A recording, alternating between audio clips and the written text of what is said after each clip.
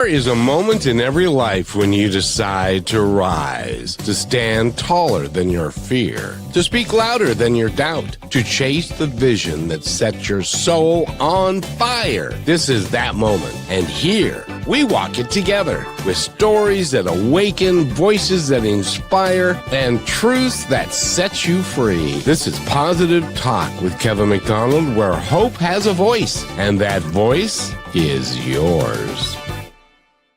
And welcome to the show, everybody. I'm so excited. We've got a great show for you today, but I'm excited for other reasons as well. But Rochelle, how are you?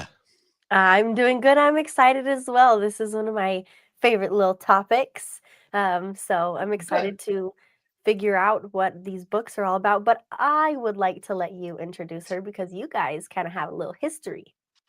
We does have history. Now, we didn't meet directly, but there was a gal that I helped get on KKNW way back in like 2000 and probably 2006, 2007. Yeah.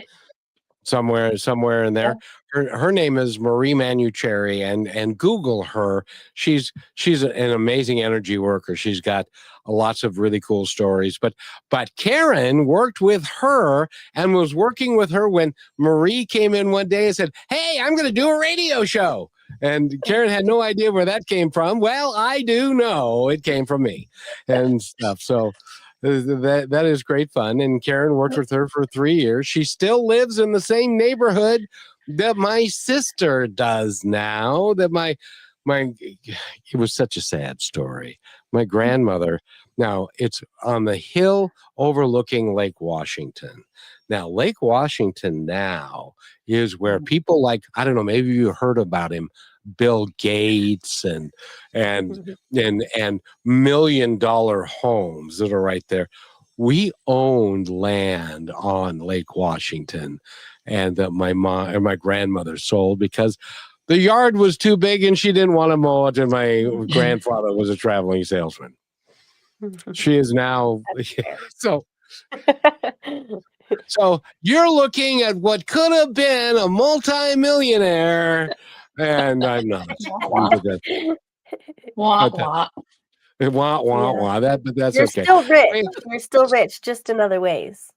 Thank you. Exactly true. And Karen B. Shea, welcome to the show. How are you? Thank you. Oh, I'm doing great. So happy to be here.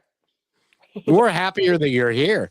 And Rochelle has been looking at your website quite a little bit, and she knows about your children's books and what you're doing. But before we get into the specifics, I got to ask you, when did you say to yourself, I'm going to write children's books? Not until I was an adult, and it wasn't anything I thought I would do. And I didn't tell it to myself first. My sister and my husband told me, you ought to write a book, because I came across a critter in my yard here that I didn't know existed. And so I got kind of enamored by him and went a little overboard researching and learning about him. And it's a mountain beaver. And they're only found from BC, Canada, down to Northern California. That's the only place they exist here. And I just started making up stories. So I think it was a way for them to shut me up a little bit and say, why don't you just put that into a book and quit telling us, like, oh, what if he, because he's a nocturnal animal. So, right. So what if he met like a deer in the middle of the afternoon? What do you think they would, so that's where I thought, okay, nobody knows enough about a mountain beaver. And so I thought, he's a nocturnal animal, so I thought I'd give him a moment in the sun, technically. And so I decided to write a book. So being incredibly naive about the literary world, much like a child going in, right? And much like a child, right? Going into something like, well, you just do it. So I just did it and learned a lot along the way and made a lot of mistakes and all that kind of stuff. But so it was thanks to a mountain beaver that kind of pushed me into the literary world. And that's one of those things where you think, I'm going to write a book, but you have no idea how complex it is to get it from concept and idea to on the shelf. I mean, there's a Yeah. lot to it.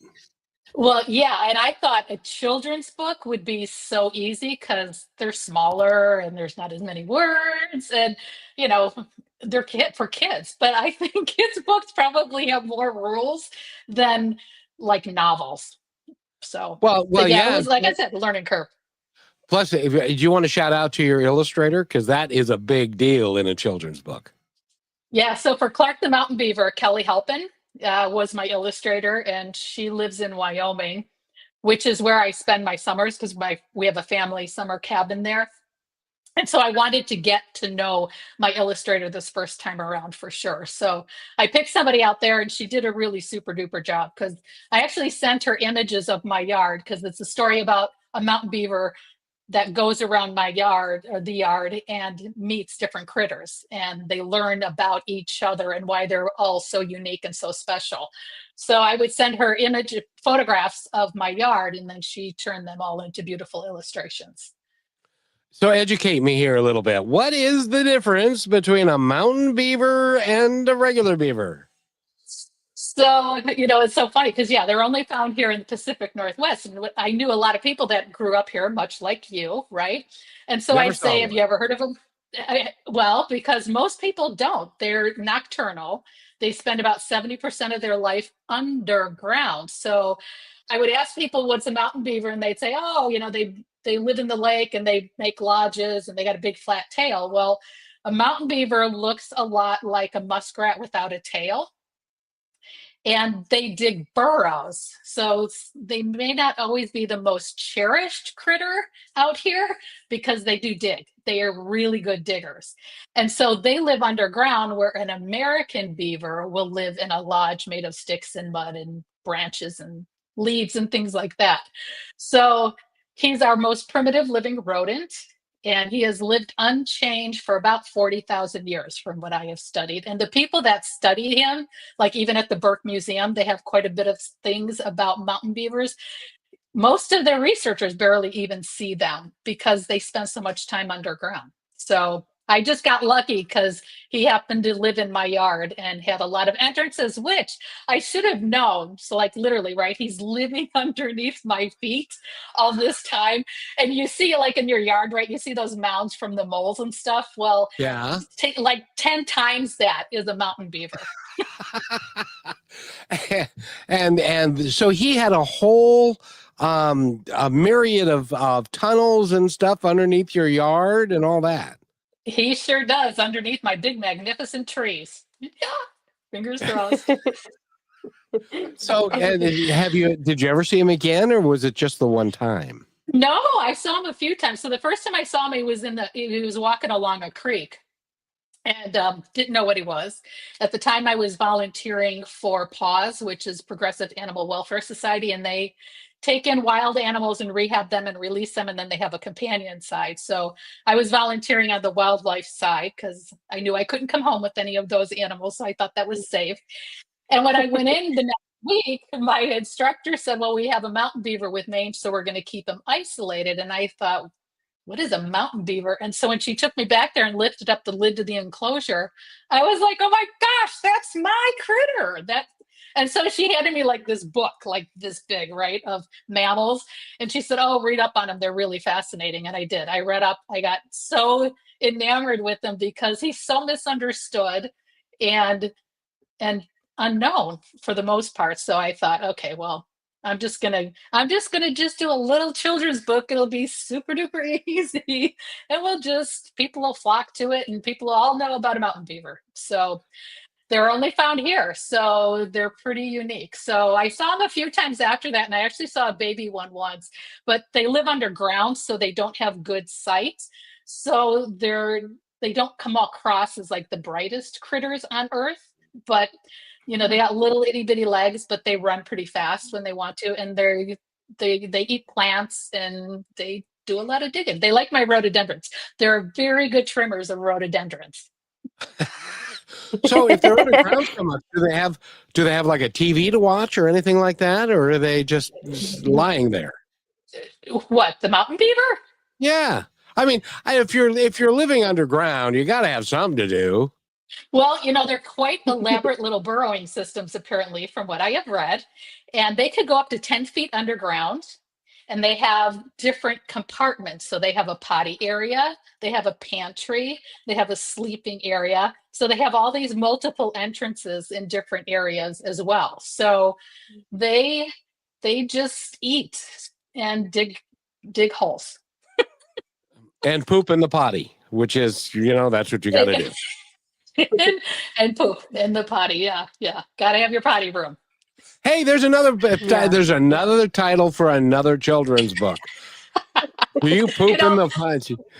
Yeah, there you go. I did read a book not too long ago about these different animals and their uniquenesses, and it was, the pooping part. And like the one critter hid because he ate poop and he was embarrassed and he didn't want all the other bugs on the playground to know. But that's the good thing about bugs, which is my other book, A Bug-Lightful Discovery, right? Because we got bugs clean up the earth, and if they did need a lot of that poop, guess who would be stepping in it all the time? Well, I'm glad they're Me, here. maybe you guys. Yeah. and Rochelle, it's interesting. So, can you give us the titles of her books and Yes. Well, first of all, go visit her website, which is Karen B. Shea. And it caught my eye because when we were about to do the show with you, you talked about connecting the young at heart with the wonders of nature. And that sparked Mhm. me instantly because even as you're talking about Aw, these animals, you're bringing out their personalities.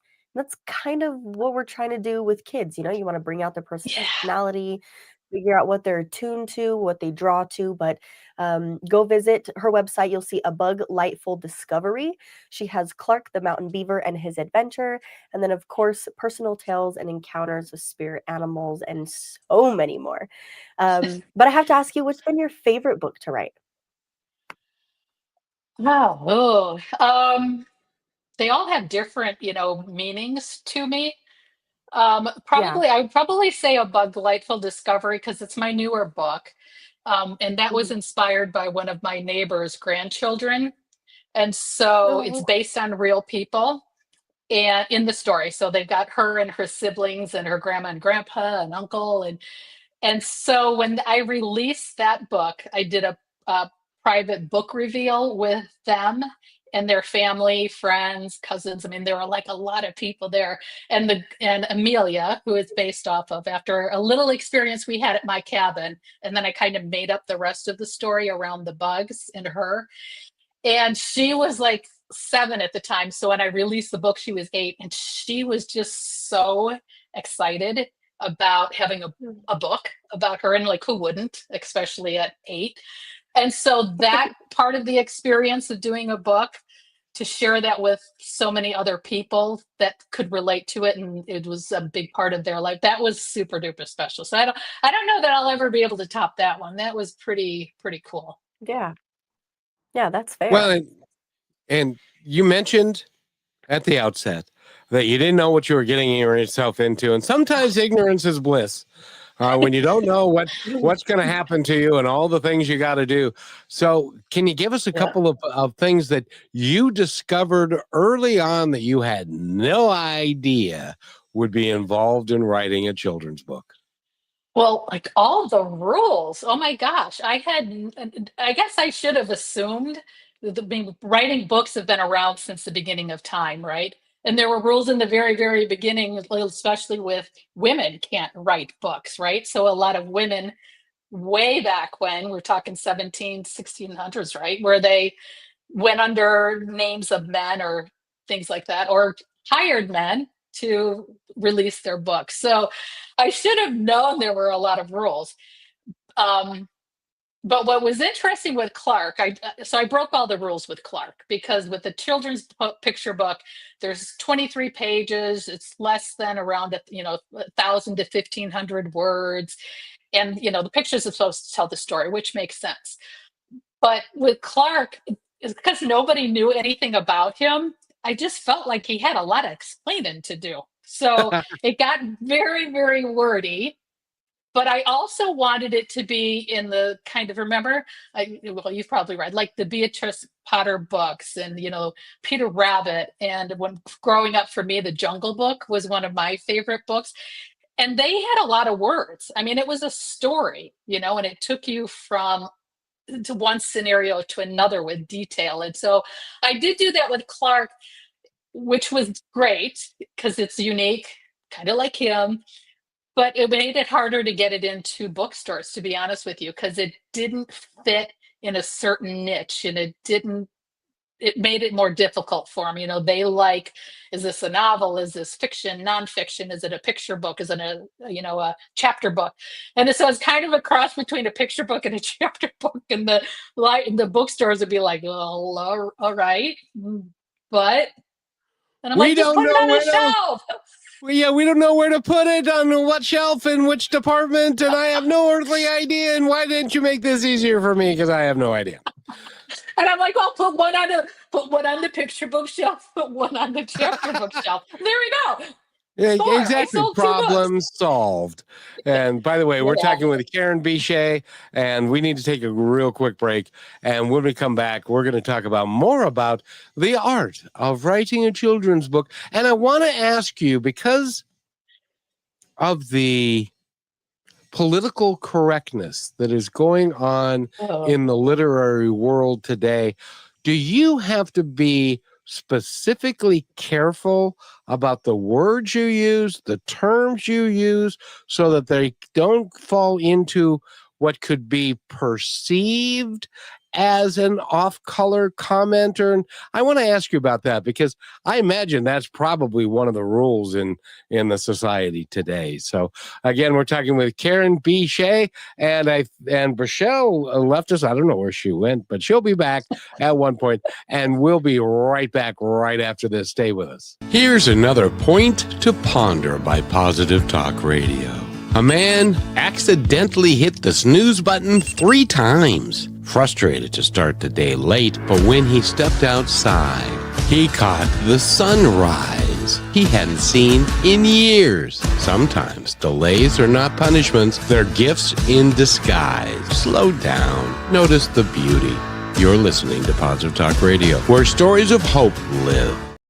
Here's another point to ponder by Positive Talk Radio.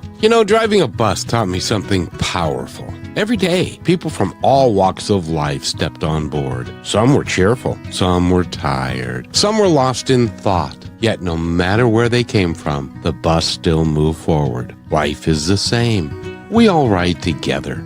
And kindness is the ticket that makes the journey lighter. You're listening to Positive Talk Radio, where stories of hope live. And welcome back, by the way. And, sometimes we cannot control the weather and the acts of God. And there's a thunderstorm that's directly overhead. And so Rochelle's lost Wi-Fi for the moment. We hope she'll gain it back. But Karen, I have to tell you, that bus, my team put that together, that bus story, because I drove a bus for 12 years. And that's their inside joke and stuff. So, but we're talking with Karen B. Shea. She's the author of children's books, and I got to ask you, because it is a thing these days with book banning and with people scouring books for phrases and things that may be deemed inappropriate by some folks. Was that a thing that you had to worry about? Well, definitely wasn't a thing with the Clark book, because Clark was done about 10 years ago. But you do need to be careful of those things. What I came across with my editors were more things that were the way I worded things. I didn't mean them to sound a certain way, but an editor would look at it and think, oh, I'm not so sure this is a positive way to describe like a mountain beaver because of his coloring and his size and his structure. And so I had to kind of be a little bit careful about that kind of stuff, because you don't want to stereotype because of of a certain color, and that wasn't my intention, obviously, ever. But when you're in the animal world, you describe the animal based on color and length, fur length, and body structure and things like that. So careful about that kind of a thing. With children's books, what's interesting with the children's book world is if you're tackling a difficult subject, your editor will kind of gear you more towards, instead of using people, to use animals, because a difficult subject is a little desensitized when it's between animals, because that wouldn't really happen in an animal world, and kids can connect to it that way and not really associate with it, but they can learn about a topic. Does that make sense? Oh yeah, and it makes it easier to describe it if it's a couple of animals rather. Well, as an example, if you wrote a children's book designed to help kids about bullying, it would be Mhm. better to do a farmyard with the different animals and bullies in it than it would be an elementary school, as an example. Right. Yeah. Way too close to home, right? Kids could relate to that way too much, but animals can actually too put a little bit of a gentler spin, on a hard topic, right? Or a loss of somebody close, or a sibling, things like that, or an illness even. But Oh, exactly. Now, one of the books that you wrote, I'm very interested about spirit animals. Could you tell us about that book? oh, well, I didn't write that book, but actually, Dr. Stephen Farmer is the key author on this book. And it's through Common Sentience series, which is by Sacred Stories Publishing. And they have, my gosh, at this point, I think they have like a dozen or 16 books in the series. And so, what was really fun about this is Dr. Stephen Farmer is the key author on this book. So, the beginning and the ending is his take on spirit animals. And Dr. Stephen Farmer has been, in that realm for a long time. He's like one of the gurus in my world on spirit animals and connecting with nature. And then in the middle of the book, they reached out to writers and asked if we wanted to submit a story. And so we were able to submit a story. And if they liked it, they included it in the book. So I have a story in this book about my experience seeing wolves for the first time in Yellowstone, because it was something that I had always wanted to experience. And I find wolves to be very spiritual animals. And it just had such a profound impact on me when I saw them, which I wasn't expecting.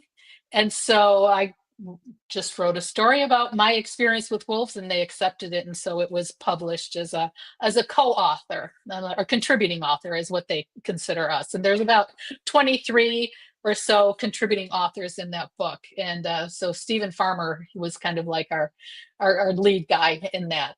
And it's fascinating, because as you might know a little bit about, spirit animals, and when you have an unusual encounter with an animal, they're usually there as a messenger for you. And I love that kind of stuff. Oh, exactly. I do as well. As a matter of fact, recently now I live where I live. There are robins and there are crows and there are the occasional pigeon and maybe a seagull, but I very Yeah. rarely see a bluebird. Yeah. And so I saw a bluebird, and then and then because I live in a mobile home, it was walking across the roof, and you can hear it sometimes when a bird is walking across the roof. And then the blue jay, I guess it's a blue jay, jumped off the roof onto the fence and looked directly at me through the window of my Yeah. bedroom. And I was like, that seems to be a little more interesting than just a bird. And so I Yeah. looked it up, and sure enough, it has a meaning. And you can Google any of the birds that you have. And wolves are a great example. I would love to meet one, as long as it's not hungry, if you Well, know what they I do mean. hunt in packs. Do hunt in packs. So yeah, you definitely don't want to meet them when they're hungry. So tell us the You'll story be about doomed. how you met the wolf and in Yellowstone, because Yellowstone is a wonderful place, and they got black Oh, bears and they got grizzly bears and they got yeah. coyotes and they got virtually everything there, including these huge things called a buffalo. Yeah, what's so beautiful about Yellowstone, it's one of our few complete ecosystems where we have all the predators and all the prey in one place. I think don't they call it, like, refer to it like the Serengeti of North America? I think But so, yeah. and I was just there this summer and I didn't see wolves. I did see some bears and buffalo, bison. Yeah, they are not a shortage of bison there, but for this experience, I really followed when they reintroduced the wolves to Yellowstone back in like 96, sometime around that time. And so it's taken me about 20 years to see the wolves. And I went in with my sister-in-law and my niece just for a day trip into Yellowstone from the Montana area. And you could always see the wolf people because they're always on the side of the road. They've always got scopes. And we happened upon a group and they were lovely people and they're very open and sharing. So they were like, oh yeah, no, we're watching, the 8 Mile pack, and look through my scope. And it was when I looked through the scope and actually saw there were 5 wolves in total, but I first saw the two alphas, and they were walking up a snowy mountainside. They were very far off, and they nuzzled and they touched noses, and they you could see they were communicating. And then 3 of the other pack wolves kind of came up, and it was just like seeing a family, like, just mingling around, and that a family that liked each other, by the way. And they were I know. so It's kind of rare these days, but I know. what do you do? But it was when I just saw the interaction. And you know they're sentient beings. A lot of people don't think animals have a soul or don't feel, but when I watched this, man, it hit me to my core. And I stepped away from the scope and I turned around because I was actually starting to cry because it was just so emotional. It was just so beautiful. I'd never seen anything so wild be so calm. I don't know if that even makes sense. So Yeah. then I started doing a happy dance in this, snowy parking lot. And I was just like, oh my God, I saw wolves. And then I turned around and this woman that offered her scope to me was in this big oversized coat. And she had this very German accent. And she just turned and she's like, you should be looking. And I was just like, okay, but first I am gonna hug you whether you like it or not, because you showed me my first wolf. And so she just was like, come on in. And like this woman just consumed me, and I was just like crying, like, oh my gosh, I'm like such a big baby, but I'm like, I've waited 20 years for this. And so it just cut me down to my core. I felt them. I could relate with them, and the whole rest of the day, I was just like, I went into one of the gift stores, and the young man was like, "Can I help you?" And I'm like, "We saw wolves." I was like out of control, and they're like, "Okay, like we never hear that here, but okay, that's good for you, lady. Good for you, crazy lady." Yeah, it's like So we see them every day and stuff. But that's an incredible story, and so you wrote that in the book about spirit animals.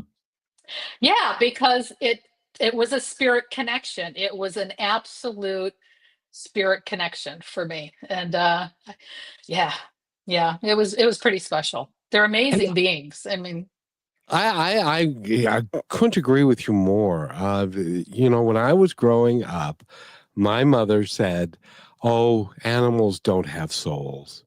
And dogs don't have souls, cats or whatever. When they're dead, they're dead. And I couldn't be more disagreeable about that because I have been around animals that are more human than human people sometimes. for sure. And don't they say, like, on a soul level, animals are on a different level and they're supposedly below humans. And I'm thinking, yeah, I don't know about that, because if that's a step down, I'll take it, because they're unconditional love for most part, especially our companion animals, right? But even these wolves showed, I mean, you have to be strong to survive, and you have to have survival instincts. And just like humans, there's not always the prettiest side to an animal, but it's it's not out of ill intent like it can sometimes be in a human. So to them, that's just how we survive. But they mourn. I mean, elephants mourn the loss of someone in their group. I mean, I don't know. We are, from what I understand, and correct me if I'm wrong, if you know something different, but human beings are the only species that kills out of hate and spite and without regard to necessarily needing to end a life for something, because nature's tough, and as an example, a wolf will eat another animal, but it's Mhm. because they need the nourishment and they need to eat. Humans are the only one that kill for less than positive reasons. At least that's what I think. True. Yeah. I mean, there are wolf packs that will fight. They will fight, but that's a territorial thing, you Right. know.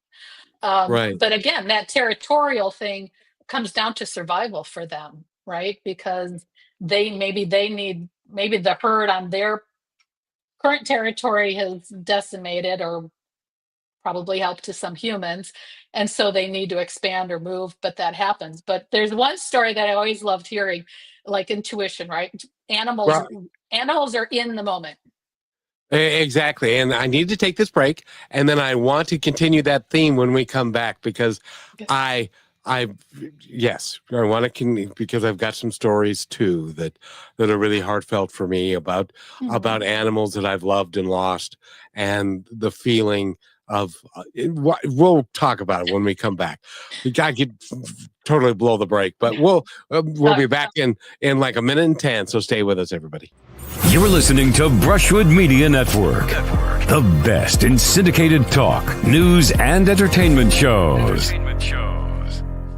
Are you looking for your daily dose of inspiration? Stay connected to all your favorite shows, music, and news with the Brushwood Media Network app. From Positive Talk Radio to Greatest Vibes Unplugged and so many more uplifting voices around the world, everything you need is right in one place. It's easy to use, too. Always available and designed to keep you inspired 24 hours a day. Go to brushwoodmedianetwork.com and download the app, and you will always have Brushwood Media available on your smartphone. Download it now and make inspiration and music and conversation part of your everyday.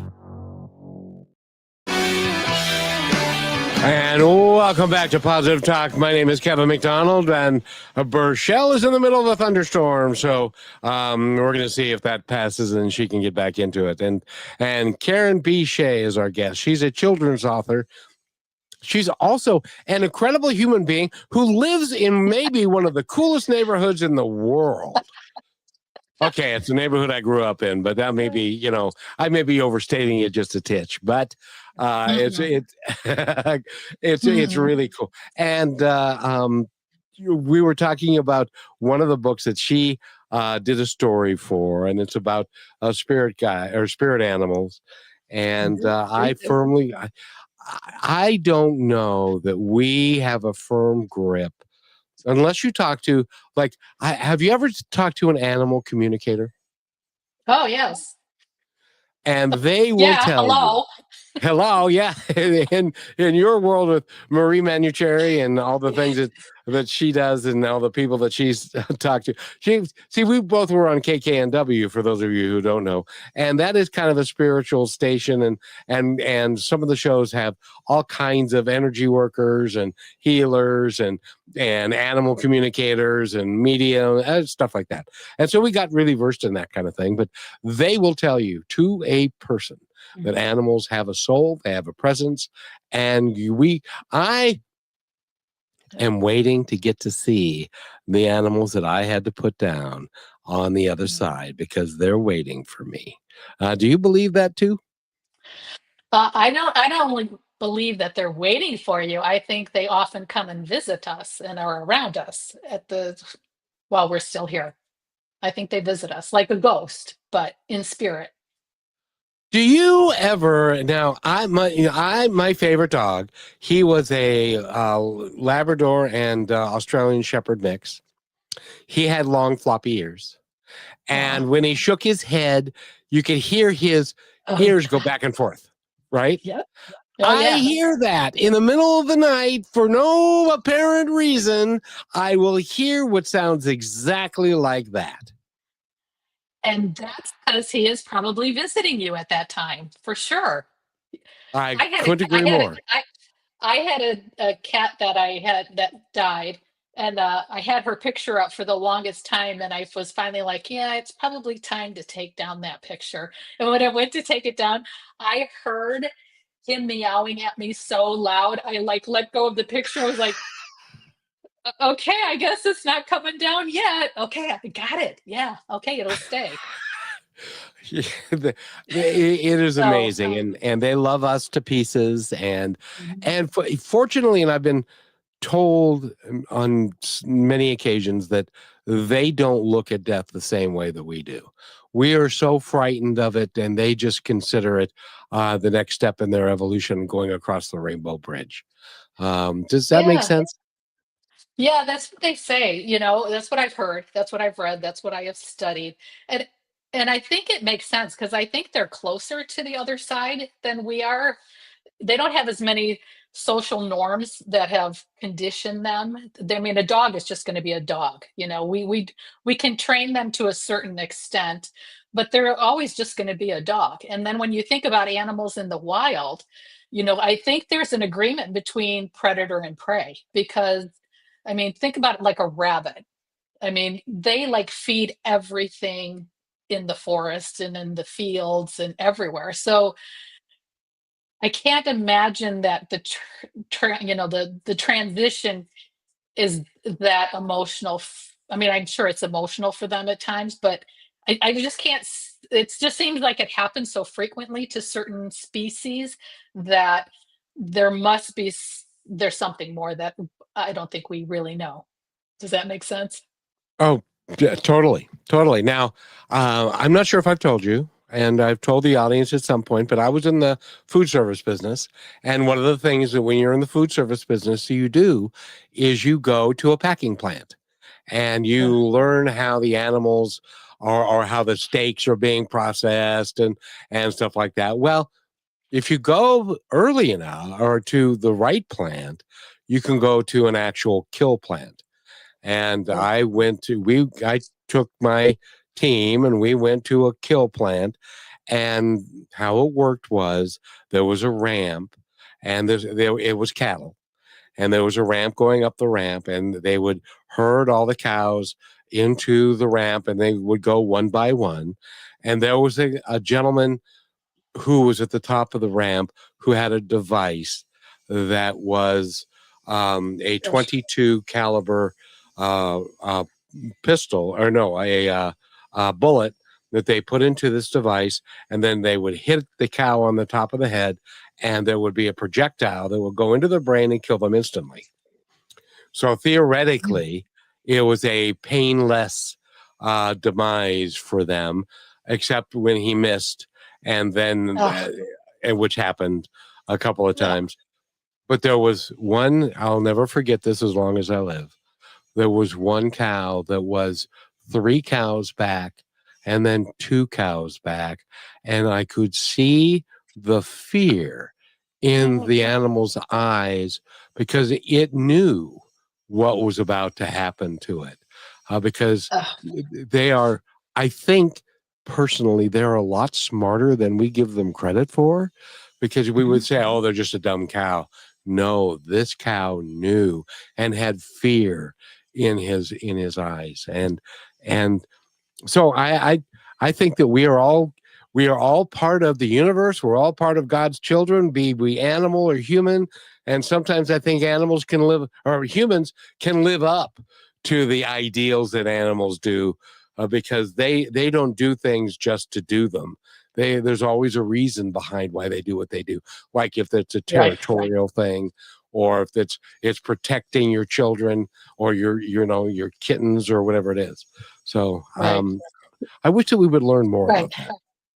Well, and that's a good example too of another reason why we should be more compassionate to the way we eat and the way we get our food. Because if you believe in energy, if that cow really had fear, that's kind of built up then in its body, right? And then someone's going to go eat that. And so you're technically kind of consuming that fear and anger and angst and things like that. So it would be really lovely if we can get back to like the Native Americans that had respect and revered, you know, the animals that supported, their lifestyle.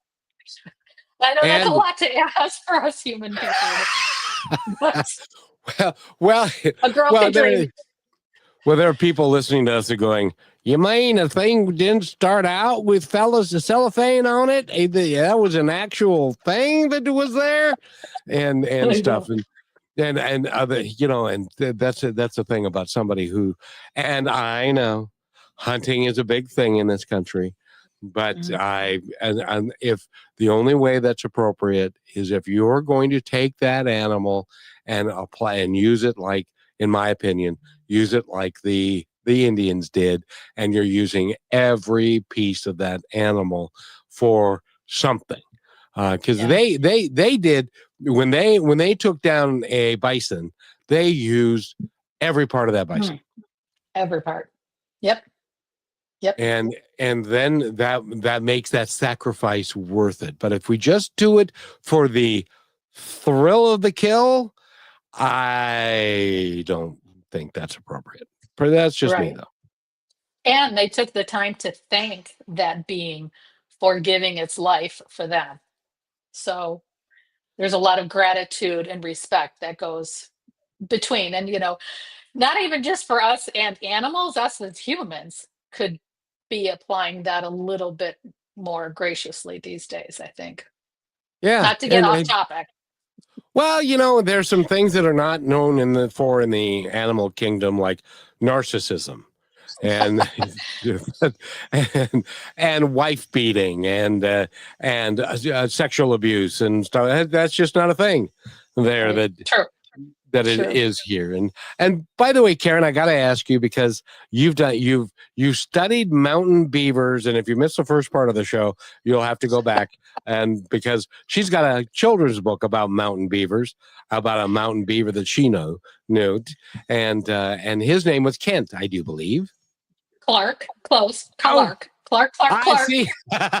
I knew it was either Kent or Clark. I had a 50% chance, which is why I don't gamble.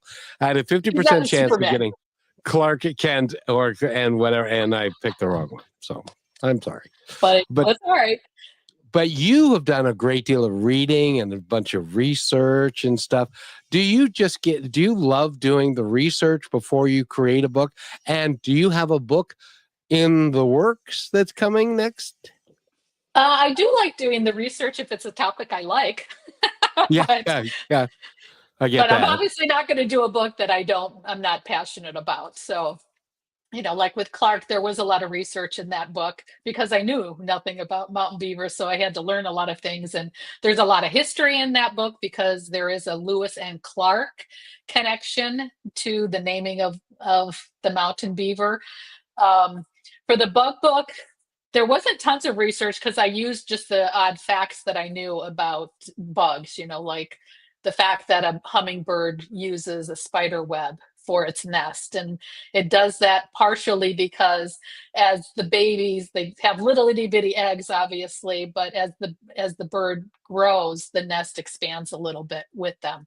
So I liked using little known facts about, the bugs, because you either like bugs or you don't like bugs. And we should all like bugs to an extent because we have food because of bugs, and we have animals because of bugs, and all kinds of things. So the next book, actually, I'm going to re-release Clark, because when I did Clark, print on demand wasn't available. So I had them traditionally printed.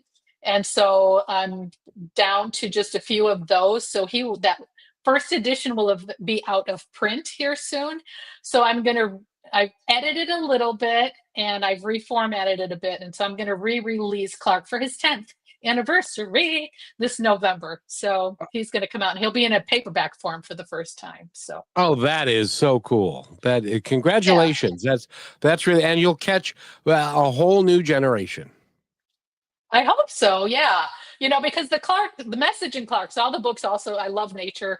It's about nature, but there's always a good message. So with Clark, the message is embracing your uniqueness, that it's okay to be different. And even if you're different from me, we can still be friends because that's what makes life interesting. And the bug book, the message in the book is everything has a purpose, whether we know it or not. And I use the bugs, obviously, because to me, they seem the most dismissible animal on this planet because they're usually so tiny. But again, without bugs, we would be not here. Without bugs, literally, we would not be here. That is so true. And by the way, I wish Brochelle's internet at home because she actually has a cut. Well, let me take this break. I'm going to see if I can get her here, and but let me do this real quick. And we're talking with Karen B. Shea, and I want you to all think about this as I'm playing this commercial, and we'll be right back. She's a children's author, and your website again is KarenBShea.com. No, that's Shea, unusual. SHEA. I used to have a Clark site, but now, yes, KarenBShea.com. Perfect. And we'll be right Very back original. after this.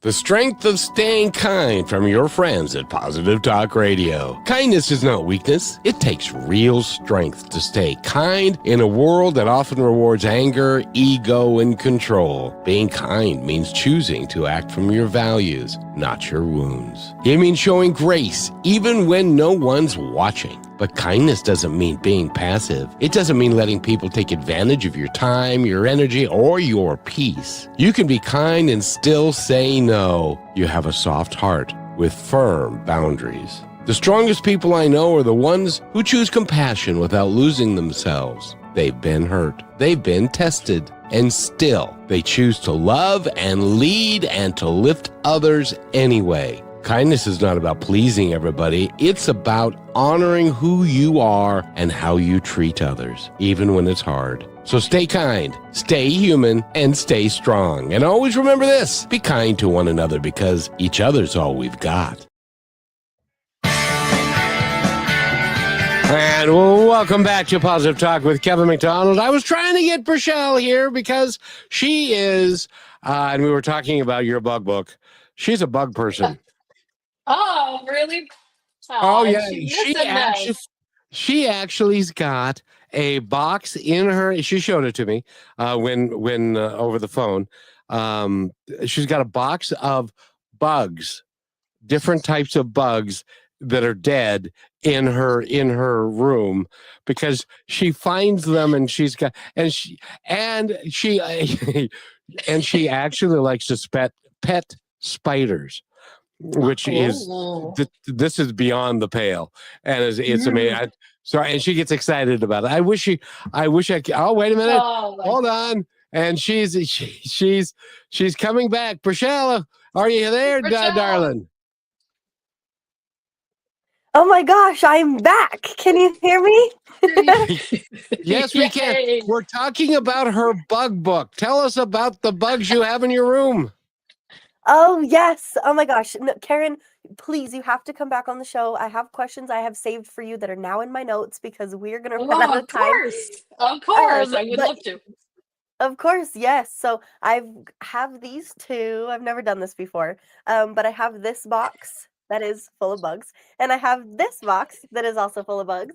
And I've got a few others, including this is some of my little spiders that did not survive the winter, which was a little bit upsetting. But Kevin knows why I do this, and I bet you understand why. And how you're talking about like the personalities of the bugs, and like how we honor each other when we pass away. This vessel, this body that was given to us, and I think the same way about these bugs. Like not only is it super super cool to see what you can find, but there's a black widow outside my window right now, and I'm waiting for her to finish doing whatever she's going to do before I can capture her. But it's also about kind of living it on, like these bugs are a part of our world, and we're kind of taught, ew, and no, don't touch the bugs and leave the bugs alone. And I guess that's good in a way of, don't mess with nature. But I used to eat bugs when I was little. and I might have been a little different from that, but it goes into exactly what you say on your website about, teaching kids to enjoy their environment and how important that is, with their surroundings, because it's a grounding mechanism, right? It's relaxing. Yeah. It brings meditation, it brings peace. And I think every kid should experience that very young on. Yeah. And with kids especially, they don't know to fear bugs. So this is just my theory, but where do kids get their fear of bugs from? Probably from us adults, right? Like Yeah. a spider. I used to have a huge fear of spiders till I moved out here to Washington to a house that wasn't lived in for a while and the spiders took over. So, after I lost my voice from screaming a gazillion times, but I can now pick up a spider and put him outside. So that's the other part of the book, right? To get our kids to recognize that everything does have a purpose. And just because we don't know what that purpose is doesn't mean that their lives are anything less than ours, because they're here for a reason. And so bugs, and there's a gazillion of bugs. I was going to tell you that, Kevin actually said, that Rochelle has bed bugs, but he didn't. No, she doesn't. Oh, She's thank got goodness. bugs in her bedroom, but Yes. but and by the way, when she says, there's a black widow right outside, and I'm going I to know, even I'm going, capture it. It's like, and then I'm It's going to bring it into beautiful. my bedroom. It's like, I wouldn't be able to sleep in a room that had a live black widow spider, because my thought would be they're out to get me. Well, they don't. They're scared of you too, and they don't want anything to do with you. All they want to do yeah. is to mate and to kill that poor sucker and then have children. Yeah. Well, and it reminds me when I was little, Kevin, I've never told you this, but one of my biggest memories when it came to bugs was when I was in like third or fourth grade, and I was on my way walking home, and there was all these boys, of course, stomping on all of these ants. Mm. And I started crying, and I was panicking, and I was Mhm. getting super upset. And I got bullied for this for until the time I moved. And Oh, what's crazy is, horrible. to this day, after having ants crawl up my pants and bite me a gazillion times, they are one of my least favorite. But it goes back to what you were saying about, their purpose. It's like the trees, and everything is life. And if we can teach our Mhm. kids to be a little more attuned to that, I think it kind of changes the way they grow up for sure. Yeah, for sure. And by the way, guess what, Karen? What? Have you ever been to Kenya? No, but I'm sure they've got really, really, really big bugs. They do, and they've got really cool people there too. Samuel, and I can't pronounce his last name. Rochelle, can you? Naikaindika is how I would say it, but he says, "Greetings, brother Kevin and sister Rochelle. Receive greetings from Kiberia slums in Nairobi, Kenya." He is saying hi to Karen B. This is our favorite show, and we love you for broadcasting. And yeah, they probably tune into this and they're thinking, hey, we have bugs over here too. So I bet they're But a they got, little more into it. but they've got bugs that would be described as BA bugs. You know what a BA bug is? I think so. Uh-uh. It's a big ass bug. Yes, they They, would, for they sure. they got bugs that can eat cats for lunch. That is true. But even bugs, how they have their like defense mechanisms, like even as humans, we kind of have this, we have our defense mechanism up, and we see each other differently, and we don't understand each other's purpose and personality. But even out in the wild, sometimes you'll see where things kind of, they leave each other alone and they respect the purpose that each other has, and they don't really get in the way and interfere with that. And I think there's a lot for us humans to learn from that, being able to just Mhm. um, be in our creation, but without maybe causing so much disruption between each other. Yeah, well, and Rochelle? even community and structure, right? Because like Right. ants, for instance, right? They live in a huge community and they wouldn't survive if they didn't work together. It is And true. bees, the same thing. Bees, and Yep. And they've got bees. in the hive and all of that. But I wanted to follow up with you because there's somebody in our audience that's saying, wait a minute, hummingbirds use spider nests for a nest? Is the spider still there, or is it an abandoned nest that then they lay their eggs in? Well, no, they take the strands of the web and they take it back to their nest, the hummingbird nest, and then they weave it around the nest or push it into the nest to use as kind of like they would use, like out here, they would use moss or leaves or things like that as well. So much like sometimes we accidentally destroy a web, a hummingbird could, maybe impale it a little bit, but then the spider can just repair it. But then again, they might also eat the spider. I mean, hummingbirds do eat bugs as well, but Yeah. so they take the strands from the web to use in their nests. So Do you know how intelligent these things are? There was a guy who did a study, and he was with a spider, and the spider webbed a beautiful nest, and it was sitting they're there in the beautiful. middle of his nest. And so what the guy did is he tore the nest down. The spider still lived, and the spider got up and redid the nest, and it was a little less than beautiful and stuff. Mhm. And then 3 or 4 times, he did this like several times in a row. And finally, the spider was like, "All right, I'll just make up a real cheap ass house because and have the real because it's gonna get torn down anyway." So it's like the spider was actually feeling frustration. Oh, yes. Spiders have so much personality. Karen, have you experienced that? Oh, oh, spiders. I'm liking my spiders outside right now because we're getting into Halloween, which is one of my favorite holidays. So when I'm looking outside a window and seeing this intricate web, I love the webs. I got to tell you, that is a piece of art.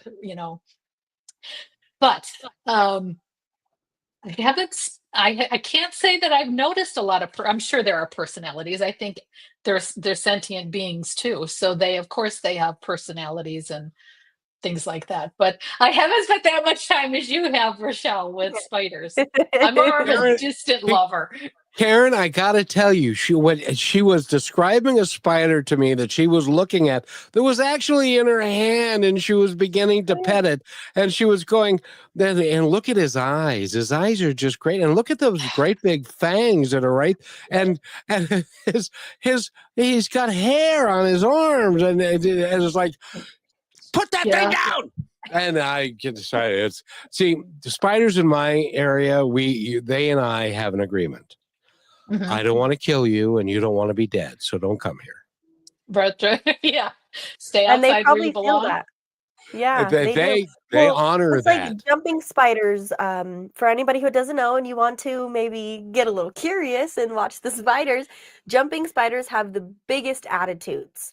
There's no other spider that I've I've heard noticed it. that has such an attitude, but it, they even spiders don't like each other. I have accidentally put a baby one in with a too big one, and he was hungry because he was in here probably for longer because he was bigger, and he died pretty fast. And it kind of Oh, reminded me, even they are in their survival mode, because that I could have picked that yeah, spider up and I could have trusted 100% he wouldn't bit me. But when I put the other spider in there, he saw that as a threat and he was hungry, so he mm, had to win.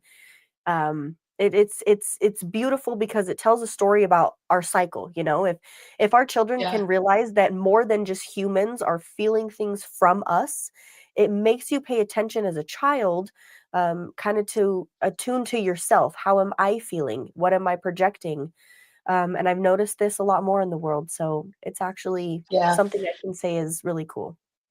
yeah. That's a great point, Rochelle. Karen, we've had the best time with you. You are wonderful, and Oh, thanks. you're a friggin' That's neighbor of mine, which is really cool. And you're from in Seattle, in Kenmore, and you're gonna have to come back. And we've sadly, can you believe an hour's gone by and we've run out of time? I know, and we missed Rochelle through most of it. That was not that I'm not I against know. you, Kevin, but Well, Yes. Well, I I'm promise you that we can have you back, and I will save my anytime. questions that I initially had for you. Awesome. I would love it. and no more thunderstorms. Okay. Yeah. I wish I could really Ever? control some of the weather sometimes, but I'm reminded. I grant you that authority now. You're on the radio. You can be control of the weather too. That's just the way it goes. Perfect. Karen B. Shea, she's a children's author. Go to her website, which is KarenBShea.com, and find out all about her and get her books and get the books about bugs and stuff and things. Yeah, that'd be fun. Whatever you want. Go get whatever you want. Thanks again, my dear. And Rochelle, thank you for a great day as well. Of course. Thank you. You for being part of Positive Talk with Kevin McDonald, where stories inspire and voices remind us of what truly matters. May today's conversation give you hope, courage, and a reason to keep moving forward. And just remember, till next time, be kind to one another because each other's all we've got.